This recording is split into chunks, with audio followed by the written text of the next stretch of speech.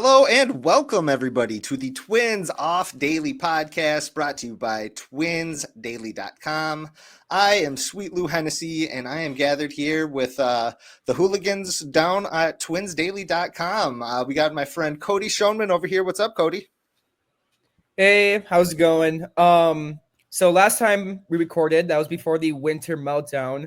I know we're going to talk about it a little bit, but I know all three of you were also there. Did any of you get like sick a little bit afterwards, or is that just me? Just you, bro. Oh, okay. I don't know anybody. I don't know anybody who's sick at this time. Are you patient zero for some sort of, Oh, geez. Oh, geez. I wasn't going there though. I think maybe it could be like the fact that I teach at a school 5 days a week, or No. public transit I also took. I know Greg thinks that's funny. So, yeah. I think public transit is funny. You know why you think it's funny. Okay, never mind. Yes. Uh-huh. Well, there's Cody Schoenman, everybody. To his up, that's Mr. Gregory Masterson. What's up, Greg?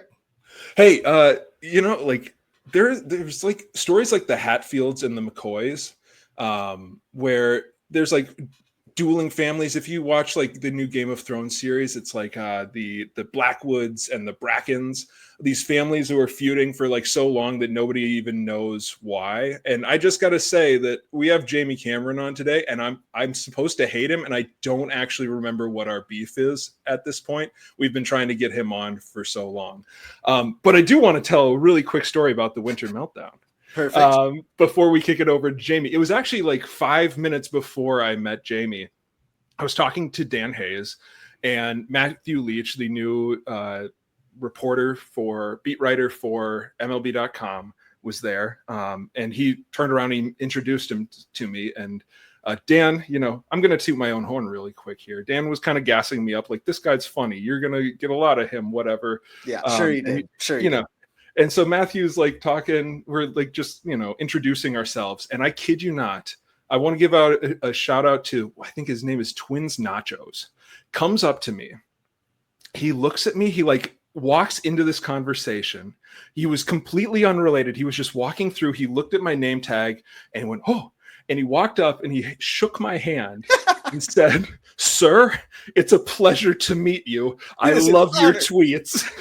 And Matthew Leach goes, oh, it's that kind of thing. Okay, I'll look out for you. No. It was the perfect way to introduce yourself to somebody.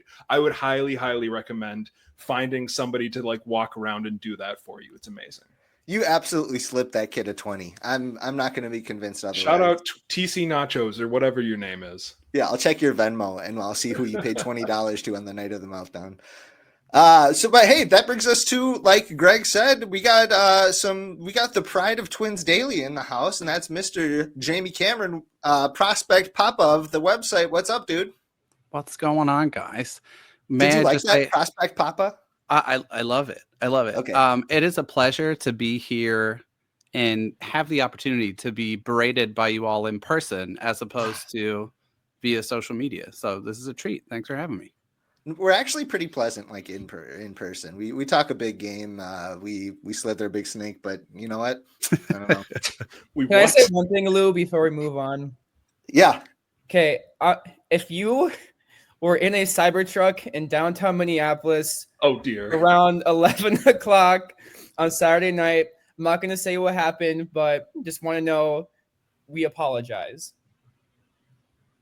Okay, you heard it here, Wow. folks. Cody apologizing to every Tesla driver in the entire world. You know what? We are getting way off track here. Why don't we jump into some actual twin stuff? What do we say? Let's go with the walk-off question.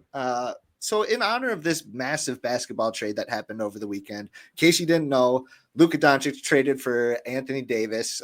Just a massive deal. One of the bigger superstar trades in any sport that we've seen in probably a while here. So here's the question. You're forced to make that caliber of superstar for superstar trade. Interdivision, Twins with somebody else within the AL Central. What are you pitching? What is a superstar for superstar deal? What is that going to look like? So we will think about that, and we will come back to it at the end of the show. But why don't we jump on over to the big inning while we have Mr. Jamie here? We're going to have our prospect extravaganza. We don't have any music for it. I don't know what to do, but feels like there should be some horns there Here, or something. I'll play this. Okay. Okay. It's one of our four songs that we have in rotation. Fixed to click for months, so might as well play it. Might as well. So let's talk about it. I know that Cody was bringing up pre-show here something that Jamie had written recently. Cody, what were you hoping to gather from our friend here? Yeah, so recently the Twins did make some transactions. They signed their international signing pool, which is always very fun to look at every off season. And I know Jamie's the resident expert on that. So if you're doing a pretty brief overview, and Jamie can go more into detail, if you look at this year's class compared to last year's class, this year's class is much more comprehensive and I'd say like depth heavy, I'd say. And last year's class has more exciting top heavy guys like David De Los Santos and more specifically Eduardo Beltre. I know all three of us here are very excited about him, and he could really blossom into something special as he gets older. But Jamie, if you wanted to go into detail a little bit on just maybe this year's class, I know Santiago Leon had the highest signing bonus. Is that correct? Well, pending one other dude who actually hasn't signed yet, who remains a mystery. So That's a great segue, Cody. Yeah. So would you want to go into this year's class, maybe compare it into last year's class, and just kind of give fans a nice overview? Yeah, for sure. I can definitely do my best. I would be hesitant to throw around words like expert, but I'll see what I can do. So yeah, international signing window opens January 15th every year and closes December 15th. And Twins are one of the, I want to say, 8 teams with the most money to spend in that. And one thing that I think is noteworthy is that they have a kind of newly evolved team of folks heading up that department. So they have a guy named Roman Barinas who used to work for the Dodgers. Actually, I believe signed Diego Cartaya as an international prospect back in the day. And he was hired by the Twins to kind of co-head up that operation with Kevin Goldstein last year.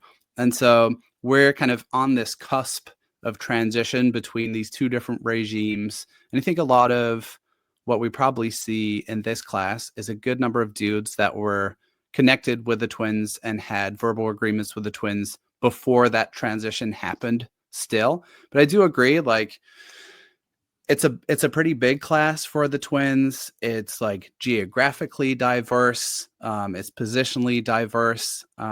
There's definitely some headliners and some surprises that are underpinned by the Roki Sasaki signing kind of hanging over the entire window. So the Twins went in basically with pre-agreements with 3 guys who you might categorize as top 50 prospects or top 50 bonus receivers, because trying to rank like 16-year-olds based on talent is super, super hard at the best of times. So Cody, you already mentioned Santiago Leon, who's the son of a Twins longtime scout.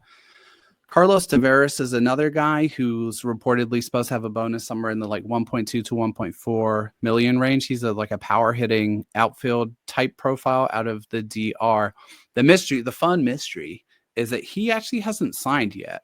And so most of these high profile guys typically sign within a day or a couple of days of the window opening. And here we sit in the first week of February and no one has a Carlos Tavares update. And people are asking me questions on Twitter as if I know Carlos Tavares personally. I don't know what's happening with Carlos Tavares, but there's no like indication he's been flipped by another organization or anything like that. A couple more names I'll quickly throw out. I think the guy who I'd maybe pay the most attention to or is getting the most love coming into this class is a shortstop out of Venezuela named Heritzen Castillo. He is one to watch this summer. And then I think the exciting thing that comes from the Roki Sasaki signing kind of hanging over the whole window was that the Twins actually did flip a couple of prospects from other organizations. So they signed an infielder named Denser Diaz out of the DR. He was originally had an agreement with the Braves, and then a much bigger flip was an outfielder out of the DR named Tylan Serrano. He was originally committed to the Dodgers, and the Twins basically said, the Dodgers are waiting to hear from Roki, and the Twins and other organizations basically said, hey, how about instead of waiting to sign to see what happens with Roki Sasaki, you come sign with us and we'll tack on like an extra $250,000 to your signing bonus. So Tylan Serrano is another guy who I think is one to keep an eye on this summer. But that's just like a rough overview of the gist of the class. Could you imagine if he was like 250,000? No, nah, forget it. No thanks. I don't want it. I'm going out west here.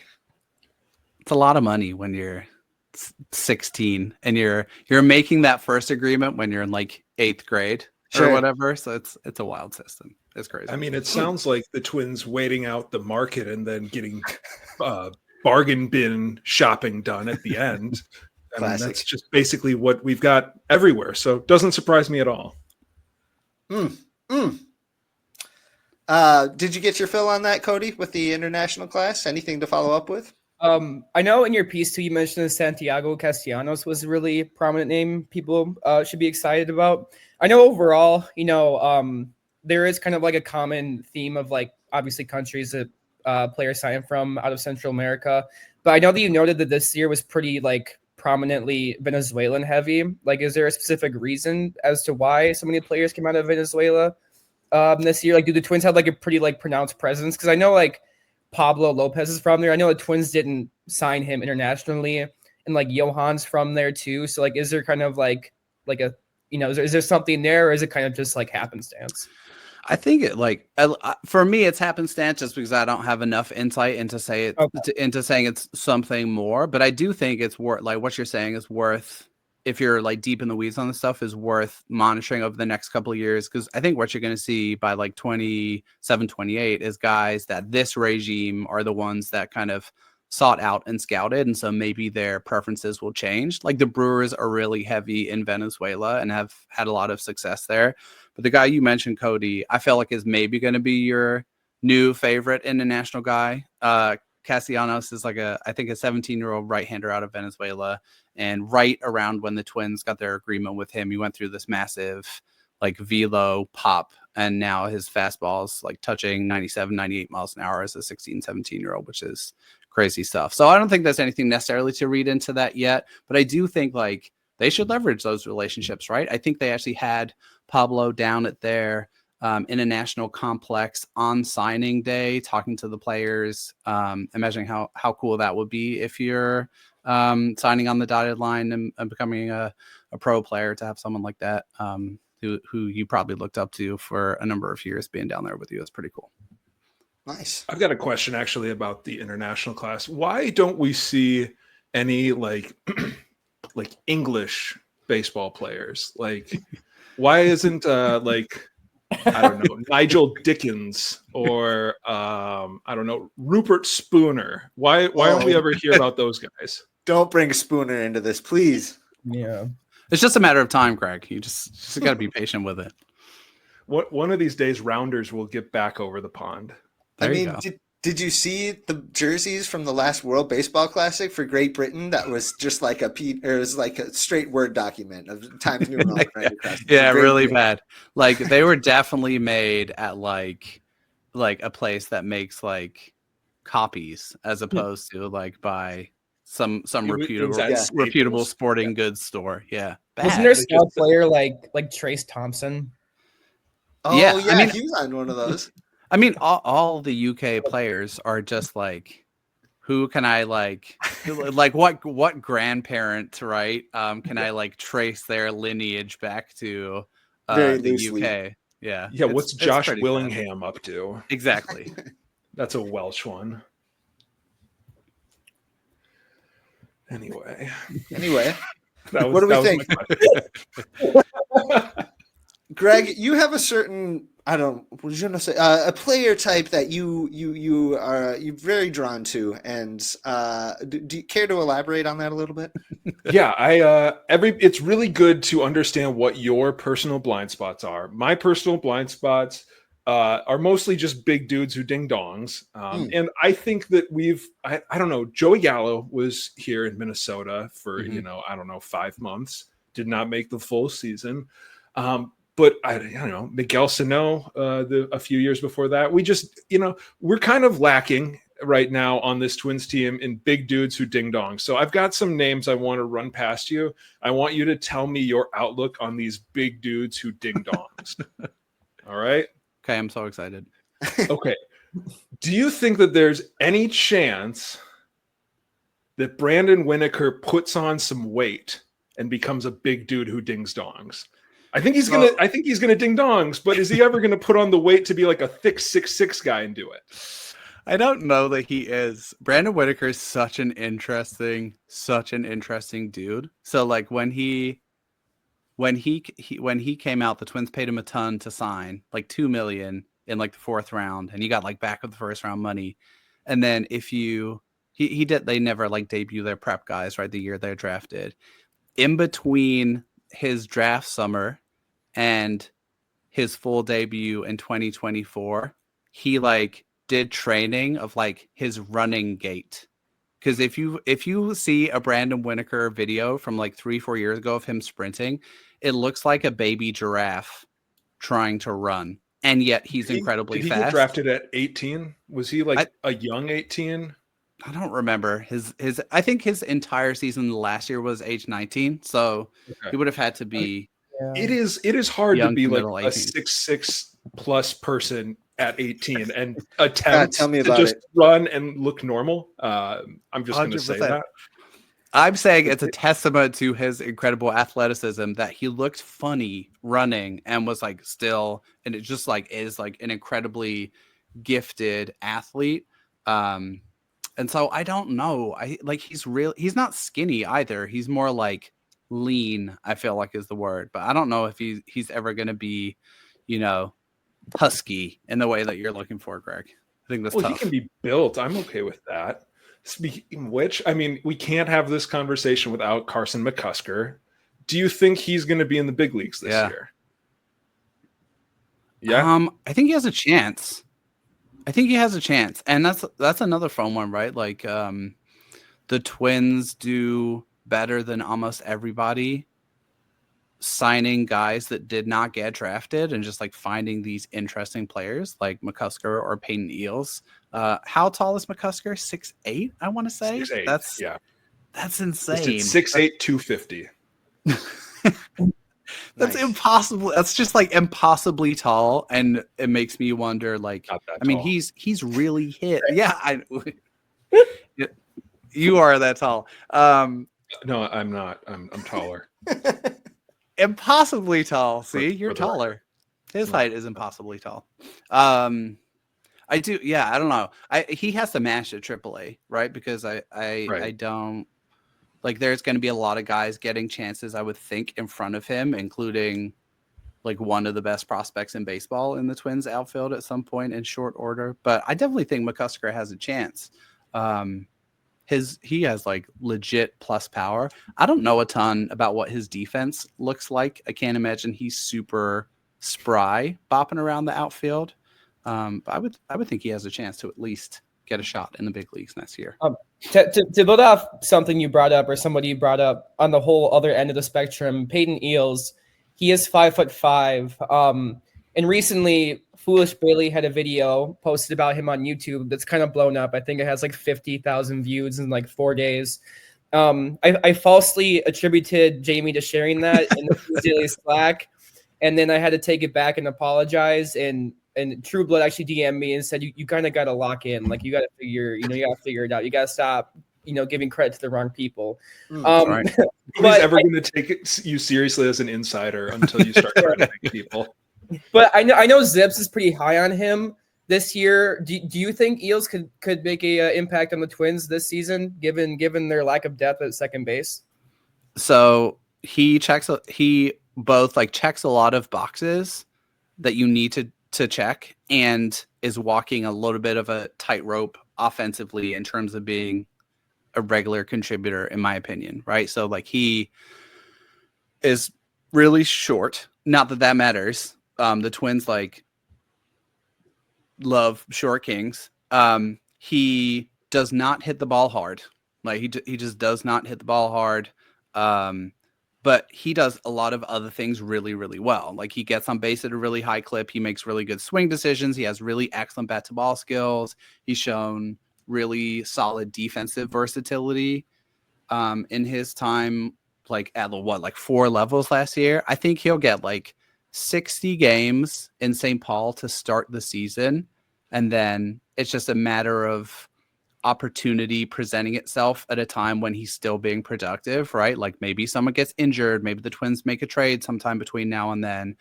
But I guess I would like characterize it this way. We started talking about Eels when he went on his tear on DTS like in the middle of last season. And at that time we were like, this is just a fun story. Now I think it's gone from a fun story to he's at least someone you have to consider is going to get a shot to, contribute in some kind of utility role. So Eels is fun.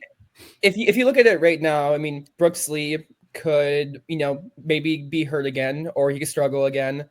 Edouard Julien, we don't know if he can contribute at the major league level. Eels can honestly be better than Austin Martin and Michael Hellman right now. I mean, that's not too far-fetched to say.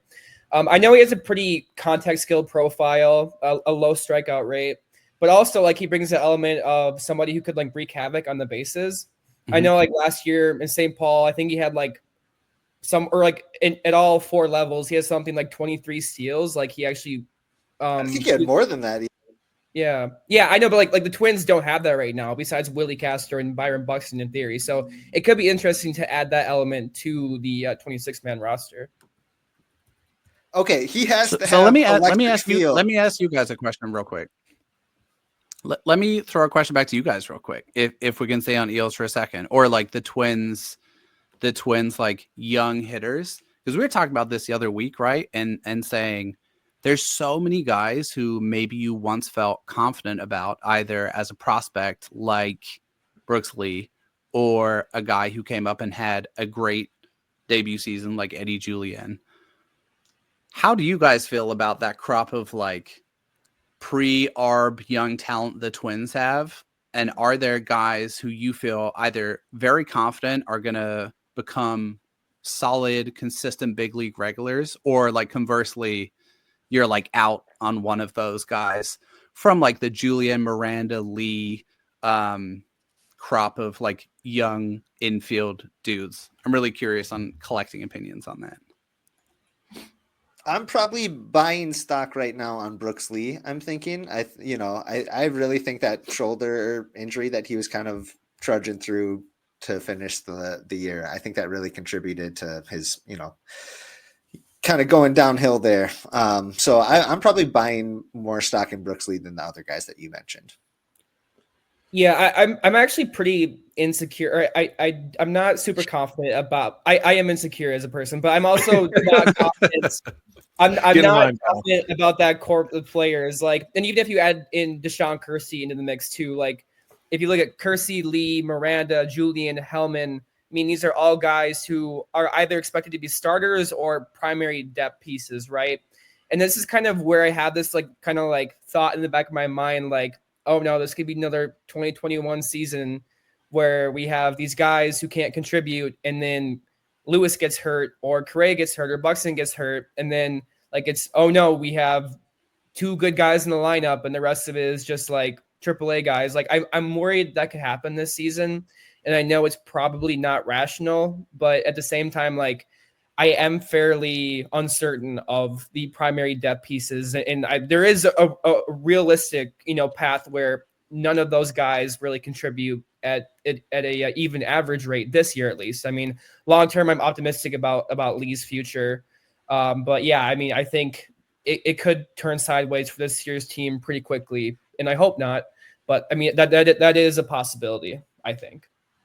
It's a good point. I guess from my angle, you're looking at, I mean, with Lee and Miranda, like obviously we have not seen a ton of Lee, but both of them have been pretty derailed by injuries already in their careers. And so it's a little bit hard, especially though with like Brooks Lee having back pain as a young man. I guess I'm saying this as a person who started having back pain when he was like 16.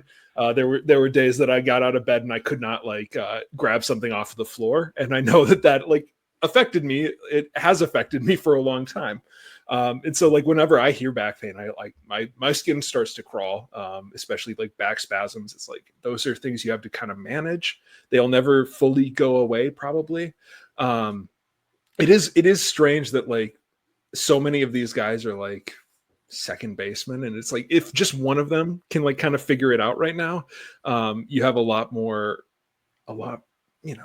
less tummy pain looking at them. But I don't know. I feel like I still feel okay about Brooks Lee. I think that he is like polished enough as a hitter that he can at least be like passable. Like he's going to be a decent infielder when he's healthy, like at bare minimum. I have no idea what to believe out of Eddie Julian. I think that it's totally possible that he comes back and he has another great year, but I just don't feel good about any of the names in kind of the Twins pre-arb infield batter group, except Mickey Gasper, of course. He's at second base. Wouldn't that just be a hell of a year? Like everything, the bottom completely falls out, and Mickey Gasper starts like 60 games at second base. 109 WRC plus, right? Hey, we've all seen the projections. Does that answer your question, Jamie? Or it does. I call you JD? When do you go by JD? When do you go by Jamie? Whatever you want. I don't care. Yeah. And sorry to throw us off course on the big dudes who ding dongs. I was just curious there's just like so many dudes that are like, feels like there's like, if you rewound to like June of 2024, you're like, oh yeah, this guy, feel good about their trajectory. And now you're like, ugh. And it's probably just like an outside dose of how last season finished playing into that, but it is odd. The nice thing is only one of them has to actually pan out at least this year, right? For sure. Because a lot of those spots are filled at least decently. Okay. Here's a guy who's not like a super tall guy, but I feel like he's going to be a real thick guy by the end of his career. Cody threatened to light himself on fire when I suggested trading this guy for Luis Campusano. Not true. I said crash out. I mean, you could. I get okay. No, never mind. Sorry, I don't keep up with your hip Gen Z lingo. Eduardo Beltre, what are the odds? The odds that he is a big guy who dings songs, I think, are slim. I think the odds are the odds that he is an athletic guy who dings songs are a little bit higher. Like he had a ridiculous DSL season last year. Like he put up bigger numbers than Jesus Made. People get annoyed by me saying that. Jesus made. And yeah, the one and the same. Have they ever been in the same room together, guys? They're both on 200 prospect lists. Right, 100%. And like I think, like with any guy who crushes in the DSL, whether it's right or wrong, the like mantra is usually like, let's see what happens when they get to the States. And I think with Beltre, you'll see he hits the ball really hard, and there'll be some like chase stuff and some bat to ball stuff that impacts him in a negative way when he starts playing in the US. But I don't think you could ask for him to have done much more than he did as one of, like, Cody, you called it like the top heavy portion of the 2024 international class. So I do think he's going to hit for like power. I don't necessarily think he's going to be huge in the way that you're hoping, Greg. Oh, well, okay. I'll speed run the rest of them. Aaron Sabata, what are the odds that he's still in the organization at this time next year? 10%.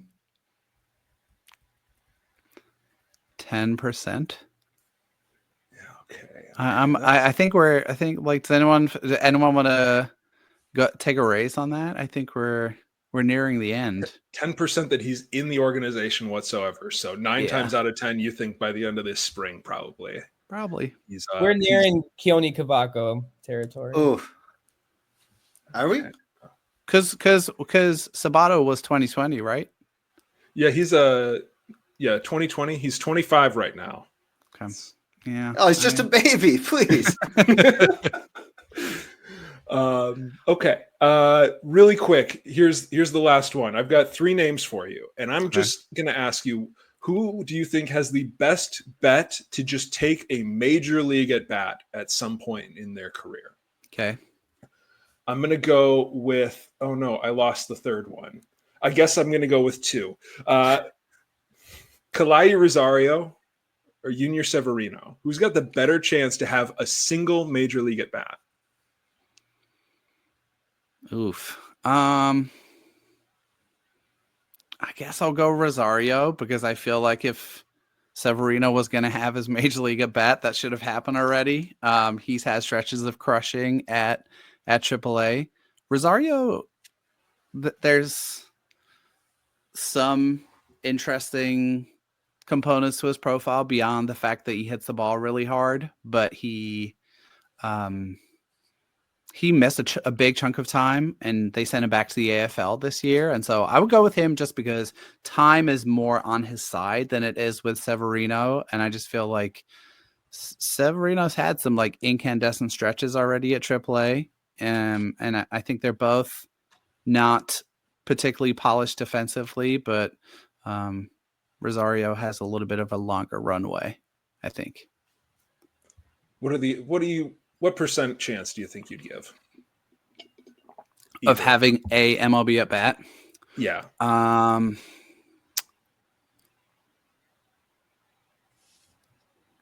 35%.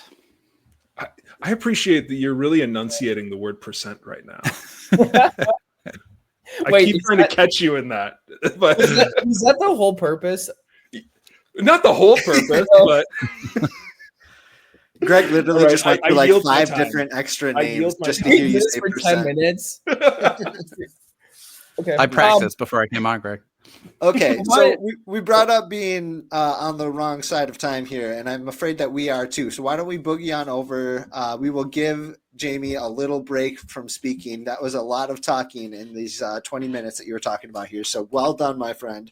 Let's move on over, and we'll let Greg do the talking because it is time for Greg's Gripes.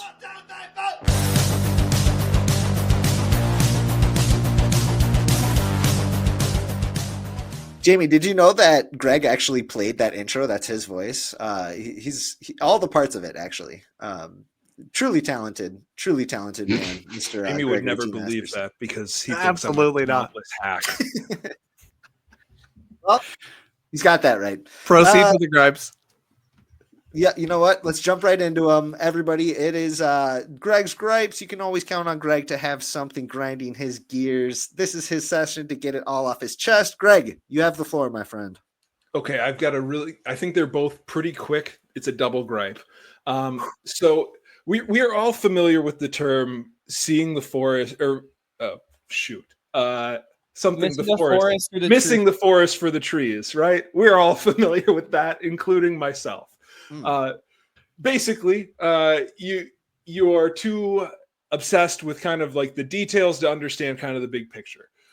Though I think that sometimes we can become a little bit more the opposite, where we are missing the trees for the forest, where we have kind of this broad overarching idea and we just kind of assume that everything under that kind of falls into place. There's actually a logical fallacy called the fallacy of division, which refers to this. And I don't know, maybe I've been in the comments section a little bit too much lately, but I have seen so many comments that say things like the Twins can't possibly have a good bullpen because they were the offense, or no, the team was really bad down the stretch in September. And it's like, okay, like that, those are two different things, right? Like, why are we saying the team was really bad down the stretch in September? That means that the bullpen is not going to be very good. Like, if you actually look and you paid attention, it was not like bullpen issue. The bullpen could have been better, but it was morally, much more. That's the word I'm looking for. It was more an issue of the actual hitters struggling. And that's totally different. Like, yes, the team did struggle, but that doesn't mean that like every part of the team is also just gonna be bad now. And so that frustrates me. It's frustrating to see like kind of everything be oversimplified to the broader idea. So that's gripe number one. I should just stop reading the comments. Well, yeah, in the comments, and I feel like if you ever call that out too, it turns into, well, hey, it's just my opinion. All right, it's just my opinion, man. And or it becomes like, oh, so they were really good, huh? Okay, hang the banner. Yeah. hang the Pagoda banner. I saw that one this morning. Oh man, that could be a third gripe, but I'm not going to do it. Second gripe. I don't know. I think the words used to mean something and they don't anymore, especially like adjectives. Like, I don't know. If we're like, who just decided that forever Britain was going to be known as Great Britain? Like, you kind of lose the meaning of the word great if you just slap it on a country like that, you know? I don't know, man. Words used to mean something. Calling things great used to mean something. I don't know if it applies to Britain. Really? That's my second gripe. You won't find me arguing with that, Greg. I have a very complex relationship with Great Britain. My whole family is from Scotland, so there's a lot of hatred towards our southern neighbors, and we don't like to be wrapped up in all that collectivist mumbo jumbo. So Jamie heard Cody. Greg starting. He's like, "Oh, don't get me going! Don't get me going on Great Britain." I thought you were Greg on this displaced one. Londoner. I am. Who was brought up to hate the country in which he was born. Well, I've heard some really bad things about the Brixton McDonald's in London, so I don't know if you have any thoughts on that. Haven't been recently. I feel like you're missing an opportunity to be like Twin Scotland on Twitter or something and be the new like Timberwolves Brazil, but for the Twins. Just make outrageous AI generated videos. I would have to block you. I'm sorry, dude. Oh, you get kicked That'd off. be competition for you, Greg. That would be interesting to see how you respond. That was, you know what? As a proud man of Welsh blood, I tell you what, we've got beef. Do not go to the Brixton McDonald's at 4 a.m. That's all I'm going to say. Cody knows. So Brixton is like a trendy neighborhood now, Cody, don't you know? I have no idea. I just know about the meme with the Brixton McDonald's. I don't know anything about the Brixton neighborhood. I'm sorry if it was been gentrified, but I mean, I don't know anything. I shouldn't talk about your country. I apologize. I once witnessed a woman almost stealing a dustpan from an employee of this McDonald's when she was cleaning. She caught her in time only because she had stolen a dustpan from her before. Clearly, very fond of cleaning, she said. Okay. Good memories. You know what, Greg, your gripes turned into this good memory session here. So thank you for those. But I think it's time that we boogie on over and play a round of the closer.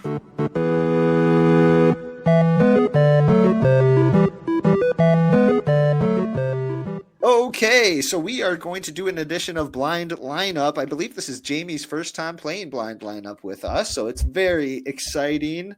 Greg, you want to get the whiteboard up for our visual audience? Yes, here? I completely forgot to prepare, so please continue to talk. That's all right. Yep. So for those who don't know, with Blind Lineup, I go person by person on the panel here, and I give out an assigned Twins player. You have to tell me where they're going to hit in the lineup and where they're going to play in the field, and you have to field a complete lineup with the 9 players that I throw out there. We've had some pretty good ones in the past, I gotta say. This one, I think you're going to find some interesting challenges. Let's see. Really quick, can I ask Jamie a question? One more prospect question before we get started. Do you mind? It'd be pretty quick. Go for it. Well, Greg's guys who might be in a future blind lineup. So really, well, actually, no, we have it up. I'll ask Jamie later. We're good. I will ask Jamie later. I do want to ask. No, just ask him. Ask him. It's okay. What do you think of Keith Law placing Sebastian Walcott above Walker Jenkins? Do you agree with that, or do you think it's kind of too early to put Walcott that high up on the list? Okay, so I don't want to throw us off on a tangent, but I hate the list. I hate all of them. Hate all of them, no matter where they have every one of the prospects that I root for, because I feel like comparing guys in that way just doesn't make much sense and is so hard to do. And everyone's going to look stupid, and no one goes back and evaluates how folks do on their list. And so I just like, you can make a case for so many guys being above so many other guys. You know what I mean? And so my only barometer for prospects that I think is of use, at least for the first couple of years as prospects, is do they have a chance to be a major leaguer or not? And when you get to saying like yes in that threshold, then you can get more into the weeds on that stuff. But I didn't get super into the Law list. I find the list like difficult to digest anyway, and I much prefer the approach of like, let's just rank like pre-arb young talent as a big cluster, kind of like Kylie McDaniel does on ESPN, where like it's assigned like a dollar value. I think that's just a little bit more interesting, because for org like the Twins, right, like they're probably going to graduate who like Keishel and Emmanuel Rodriguez and Andrew Morris and maybe Marco Raya from their prospect list this year. And then suddenly we're not counting those guys as providing value to the Twins moving forwards. And so sorry, that turned into my gripe about top 100 lists. But do you like Walcott though? 1, 2, 3, 4. Walcott? Yeah. I like Walcott fine. Yeah. Good prospect for sure. Nice. Okay, that was a fun little tangent. So Nice. I have a really quick follow-up. Why does Keith Law hate the Twins? They well, everyone hates the Twins, don't you know? Keith Law still thinks Jordan Balzovic is a starter. I do think that there is a general like, not hatred. That's far too strong a word. I think there's generally a sense that like of like the industry places that do lists, like BA or like everyone has their favorite one, right? I think there's a general sense that outside of the Twins, like top 100 guys. So if you take what, like Jenkins, Erod, Keishel, and Zebby, if you're still counting him as a prospect. Yeah, Charlie Soto. And Charlie Soto. I think there's a general sense that the Twins aren't deep after that cluster. And I think that's maybe a little unfair. Like if we take that question of like major leaguer or not, I think you can get to like 9 deep in the Twins system before you have to say like, I don't know yet, or let's wait another year and see. And so for me, it's like a little bit more interesting and compelling than a lot of folks have their system ranked. Yeah, and I also would not say hate. I think that is a strong word that's reserved for mostly Twins fans. I think that the only people who truly hate the Twins are Twins fans. Word. Greg's like, the word hate is solely reserved for TC Bear. They're in. He knows what he did. All right. So speaking of 9 deep, I got 9 names here that we have to turn into a lineup. Are we ready to roll? Jamie, I'm going to start with you. Where are you hitting Luis Arias, and where is he playing in the field? Oh, pick your poison, dude. Where am I hitting Luis Arias? I'm gonna. Where is he gonna play in the field? Does he have? I think that's the hardest question. I'll say this: he's facing a right-handed starting pitcher. Okay, well he's gonna hit leadoff for me. Okay. He's a left fielder. I'm gonna. Hey, if Miguel Sano was the left fielder, Luis Arias can be a left fielder. He was a right fielder. Oh, I messed it up. Can't even get my own joke right. Arias was left field. Sano was right field. Too pedantic, bro. Is this present day Luis Arias, or is this like? We usually use peak. Yeah. So probably like 2019, 2020 Luis Arias. He was a peak with the Marlins. Oh, I'll go second base. Okay.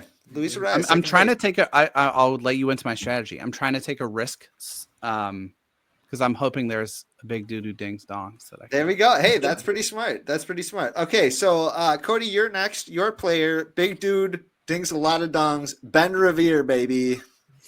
Okay. We'll put Revere in the 9 hole, and we'll have him out in right field. Oh, no respect. No respect for Ben Revere. Right field. Have you seen this man's arm? All right. Greg, you're next. You get Joe Mauer. Joe Mauer. I'm going to do what Gardy would never do, and I'm going to bat him second and have him catch.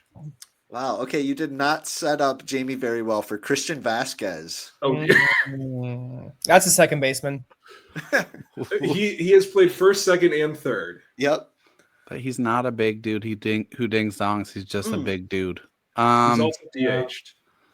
Oh, I don't know why it happened, but it He happened. turns the wrong way for balls at third base. Greg took the layup. I will go. You said Christian Vasquez, right? Yes, correct. Okay. I will As go. opposed to who?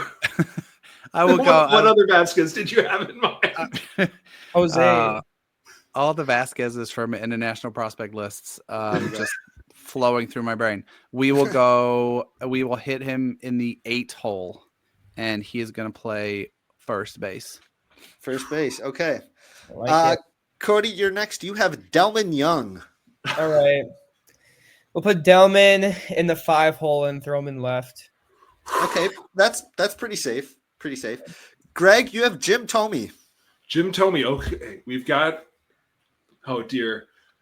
I'm there. I feel like this is a trap where if I don't put him at third base, there's going to be something even more disastrous that happens. We're talking prime Jim Thome, though, right? We're talking prime Jim Thome when he was in Cleveland. He could play third base. We can go by that. I guess I always figured this game was like the essence of the overall player, like career-wise. I don't know. You have to account for who's coming last too. I mean, I don't want to spoil. You don't know. You don't know, Cody. Okay. I'm putting. No. The essence of Jim Thome. He was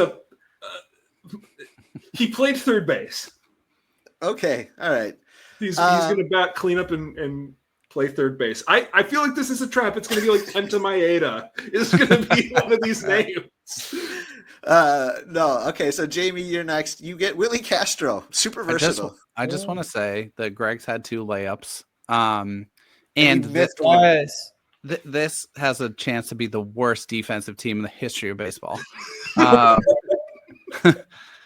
Willie Castro. We've got DH, center field, and shortstop left. We're going to go Castro in the 7 hole in center field.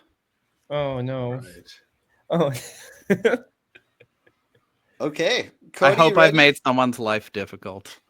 Cody, you get a certified big dude who dings dongs. That's Joey Gallo. Okay.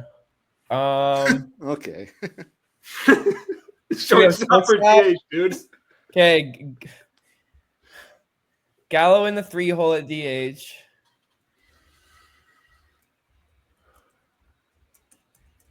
Which leaves La Tortuga Williams Astudillo for Mr. Greg. Where are you going to lay this one up? So shortstop is the only position that Williams Astudillo has not played in the major leagues. This is the worst defense. Arias and Astudillo up the middle. Wow, that's so bad. But hold on. That's actually happened before. That has actually happened before.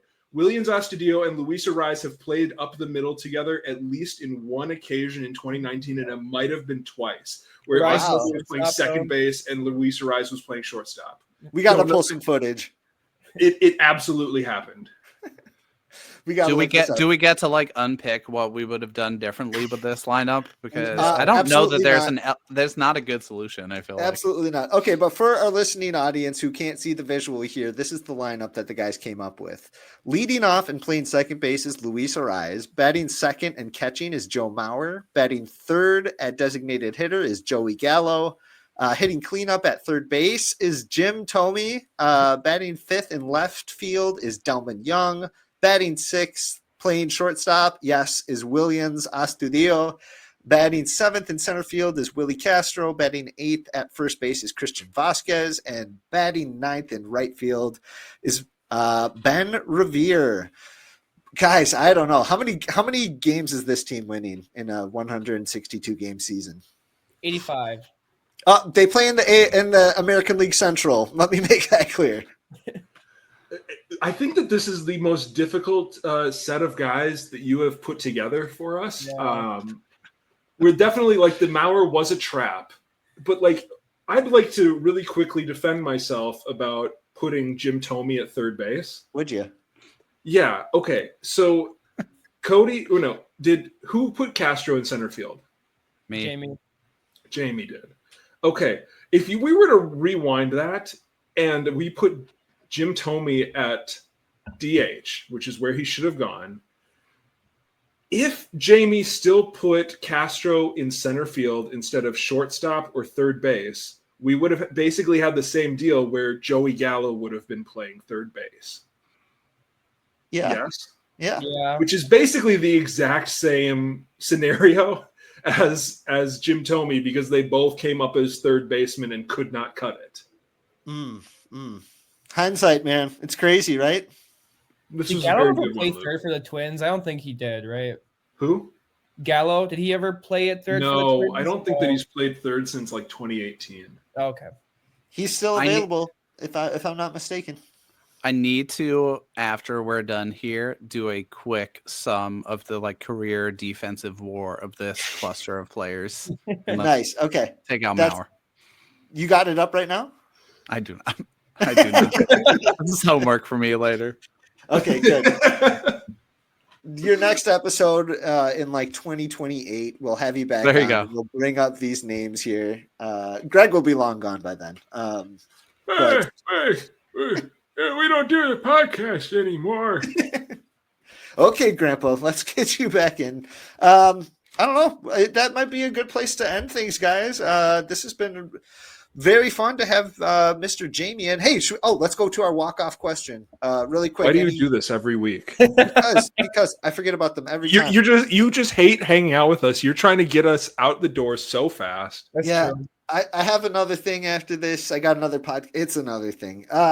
Anyway, let's go to you wouldn't the know the walk-off podcast. It goes to a different school. Yes, different school. That hits home. All right, guys. Do we have any blockbuster trades within the AL Central that we can come up with? Jamie, anything? All right. Not only am I doing a within AL Central trade, I'm doing a historical within AL Central trade. Ooh. So I tried to like channel the spirit of how ridiculous this Luka for AD trade is, and to also make mine very unfair. So here's what I came up with. I'm trading Mitch Garver the day after the 2019 season ends. And just to remind people about Garver's 2019. 273, 365, 630, 155 WRC plus, 31 home runs, good for 4 WAR. And I'm going to trade him in 99 games, right? In 93 games. 93 games. 93 games, which is absolutely ridiculous. And I'm trading him in division for a down season from Jose Ramirez from the Cleveland Guardians. In 2019, Jose Ramirez put up a mere 3.5 WAR after back-to-back 7 WAR seasons. And he's put up over 6 FWAR in 3 of the last 4 seasons. So I'm trading I'm trading Mitch Garver at peak for a poor year from Jose Ramirez, and I'm gonna get him on that cheap extension for the Twins. How great would that be? That would have been great. I like the time machine aspect that you wrinkled in here. That's fun. That's a good one. Greg, Cody, either of you have anything that comes to mind real quick? Yeah. So to kind of simulate one team getting hosed, I want to have the Twins pull one over on an AL Central rival. So in this case, I am trading my Anthony Davis my Byron Buxton, oft injured, big name, but hasn't really earned it because he can't stay on the court or the field. And I'm going to trade him for a real grinder. First one in, last one out, not getting by on, his athletic gifts, just really hard worker, might like a cigarette now and then. Andrew Vaughn. I think that's we're really pulling one over on the Chicago White Sox, just offloading that bum who can't stay healthy and, not taking advantage of his God-given gifts. And we're going to trade him for a real, and I guess, if that's a little bit too outrageous, I'm okay bumping it down to Andrew Benintendi. Bumping it down. Okay. I'm out. I'm vetoing that one. Just the idea of it. Cody, is it too lopsided for the Twins? It might be. It just might be. It'd feel unfair. We got to give everyone else a chance. Yeah. I think it's important to note that like AD and Luca are both great players. Yes, they're both really good. That's the best part. Is people are acting like Anthony Davis is trying. He's he is a first ballot Hall of Famer. And I don't know, all-star this year. One of the top 12 players in the league right now. It is very funny. But anyway. So something that made sense logically in my mind, I guess, was the Twins trading Pablo Lopez for Tariq Skubal. Makes a ton of sense. Yeah. So Skubal would be Luca and Pablo would be AD. I don't know. I kind of had to stretch my yeah. They're worried about Skubal's conditioning. Is that what you're telling me? News from Tigers camp. Okay. And he'd been injured before. I mean, Correa for Bobby Witt, but that's kind of two on the nose. Yeah, I don't know. Who says no? Yeah. No. Skubal for Pablo. That was mine. The Polettes say no because they have to pay all that extra darn money to Bobby Witt. They do. They do say no. Not this year. Not this year. Amen. Okay, well, Jamie, thank you so much for joining us, man. Everybody, Thanks, please tune in to Destination the Show. They do some terrific work over there, and it's always a ads. ton of fun. No free ads. Sorry, my mistake. I will have to pay the fine on that one. But for all of our friends here, for Cody, for Greg, for Jamie, I'm Sweet Lou Hennessy, and we're saying good night, everybody, and stay sweet.